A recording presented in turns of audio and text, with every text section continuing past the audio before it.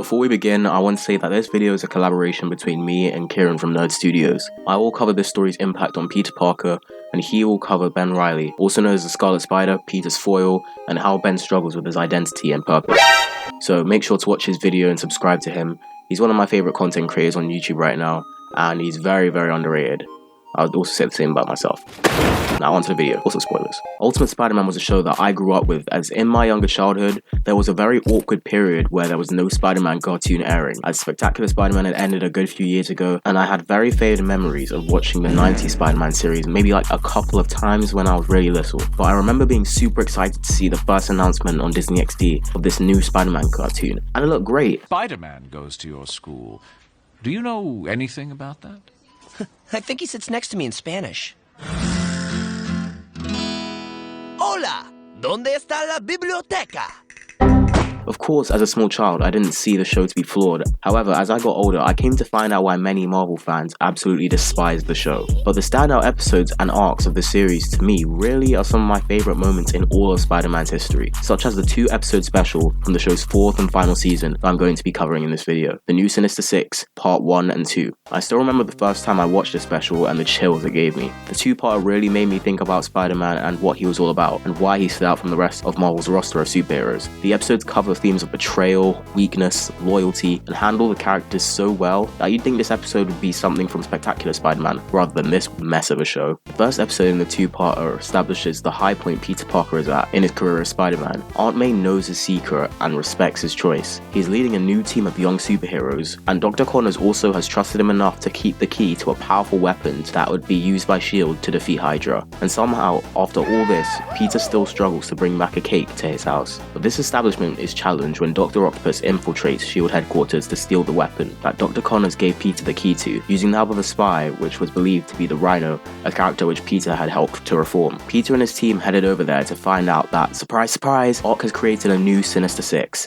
Who would have thought? Peter is not surprised, as this is a classic move from his arch enemy. However, Peter's initial instinct isn't to throw hands, but to flee. Peter knows that there is a chance that they can defeat the villains head on, but worries about what the cost would be, as previously one of his teammates, Flash Thompson, also known as Agent Venom, had been badly injured and put in a wheelchair by Dr. Octopus. Scarlet Spider then reminds Peter that evacuating wouldn't just keep them safe in the moment, but also would put many of these young heroes out of a home and left to fend for themselves without guidance, just like how they were before S.H.I.E.L.D. gave them the chance. With Scarlet Spider's words of encouragement, Peter and the heroes begin battle with the new Sinister Six. They show their capability in defeating the villains as Peter leads them, up until he notices that Doc Ock just vanished. Peter and Ben find Doc Ock in a force field surrounded area with the weapon Dr. Connors was making to defeat Hydra, the same weapon which he gave Peter to use the key to. The Green Goblin tries to attack Peter whilst Doc Ock starts monologuing, but obviously he gets bodied. Dr. Octopus then ensues in conversation and questions Peter's trust in others and calls it one of his greatest weaknesses, to which Peter retorts saying, "My greatest strength isn't my powers,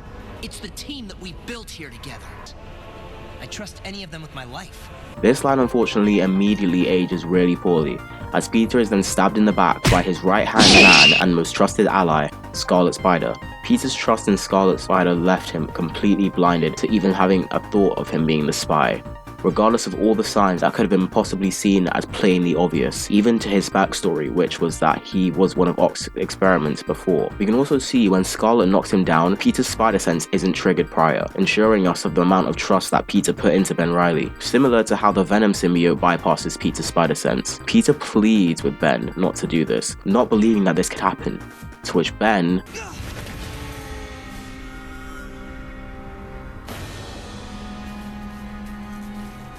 His name is Peter Parker. Ah, nice to finally meet you, Peter Parker. Here, Scarlet Spider has made the ultimate betrayal on Spider-Man. On Peter Parker, he unmasked him in front of his most dangerous and greatest enemy. He revealed his most guarded secret and has weakened him to a point where he cannot even stand. All we can see is tears from Peter's face. He isn't angry, he isn't scared, he's crushed. Someone he trusted with his life, someone he took in, someone he saw almost like a brother, completely betrayed him. If we go back to the early episodes of the first season, we can see Peter refusing to join his original team. Although he believes that with great power comes great responsibility, he still hasn't learned how wide that responsibility is supposed to cover, as he, a somewhat experienced hero, was refusing to help, mentor, and lead a group of inexperienced ones. For reasons like this, Peter put every amount of trust he had in Ben. He gave him the name of the person he immortalized by becoming Spider-Man, invited Ben to join a team of people who understood him, and in the end, Ben really let his loyalty lie with Dr. Octopus. Not because he necessarily agreed with his ways, but because Doc Ock beat Peter to the chase.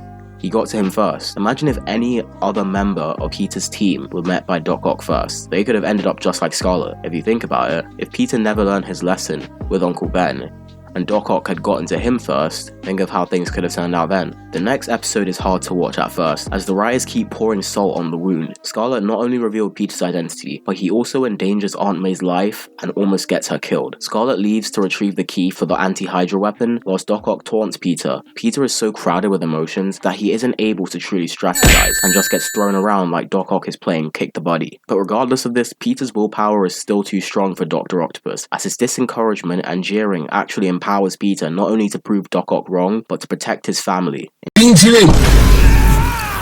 Doc Ock and Scarlet take the key and activate the anti-Hydra device, which has the ability to manipulate the nanobots that put together Hydra Island, and Doc Ock uses it to create, oh, this one's a classic, Octopus Island. Yeah, what a unique name. After a not-so-original Marvel fake-out death of Spider-Man, we see Peter, Scarlet, and Doc Ock clash for the final climax. The entire fight, we see Peter talk to Scarlet and Doc Ock, but not with his usual stupid puns and jokes. He's genuinely trying to stop them using reason as his first resource rather than violence. Scarlet then responds saying that Peter of all people should understand loyalty. Peter then says that he does understand, and that loyalty is something earned and not demanded, which really settles into the ending of the episode. As the loyalty of Scarlet Spider was forced, he knew Dr. Octopus was doing evil. He knew what he was doing, but Doc Ock demanded the loyalty of Scarlet as he was the one who found him. He was the first person to help him, took him off the streets when nobody else cared. Peter, however, earned the right of Scarlet's loyalty. Peter gave Ben a family, guidance, and didn't force Scarlet to do anything, not to join him at all. And Aunt May, she didn't deserve any of what was about to come to her. She gave Ben all of that and a name, which really made their bond so special, as they ended up having a similar relationship to May and Peter, which is why when Peter and May were strung up and the Scarlet Spider was given the honor of ending them both, he decided to choose. My name is Ben Reilly. I made you, but they made me who I am. The special ends with Ben sacrificing himself for Peter, May, and the whole of New York. But as Spider-Man will be Spider-Man, his death was another fake out. However, it doesn't change the fact or the speciality in the events that happened. This whole arc showed us that Dr. Octopus was wrong about Peter's trust in others being his greatest weakness.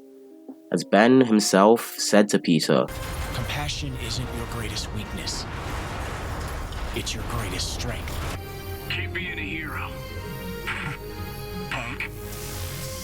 Peter changed the lives of so many people in this series, which to me is a really good and different take on how Peter can really be so responsible with the great power he was given, as Peter always struggled with the fact that maybe he was being Spider-Man for the excitement and the thrill than the reason why he chose to be a hero. But in this series, Peter becomes a mentor to many different up-and-coming heroes, from his original team consisting of people like Iron Fist, Luke Cage, White Tiger, Nova, to the Web Warriors consisting of Miles Morales, Iron Spider, Agent Venom, Scarlet Spider, and the graduates of S.H.I.E.L.D. Academy, all the way up until the end of the show's run. Peter Parker was betrayed by someone that he may as well have considered a brother, and he didn't give up on him. No matter how far Ben would go, Peter still tried to bring out the true good person that he knew was being restrained by Dr. Octopus. And sure enough, with Peter's weakness of his compassion and his trust, Peter brought back Ben.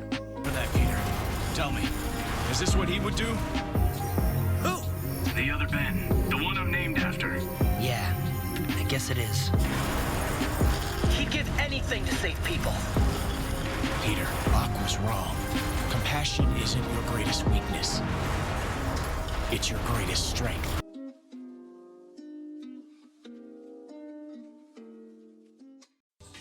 Hey there, thanks for watching. Make sure that you go and watch Nerd Studio's video on this. From what I've seen, it's looking fucking sick. If you enjoyed this video, please like. You know, I get copyright claimed in pretty much every video I make, so a like wouldn't hurt, would it? Please subscribe as well. I'd really appreciate that. Yeah, just like and subscribe. Share as well. If you have friends who'd like my content, you know, share it to them. You know, don't gatekeep. 2023 is looking very promising. I'm hoping to make lots of cool videos, branch out, collaborate with more content creators, and I want to make some films here too, so yeah, keep on the lookout for that. And thanks for everything.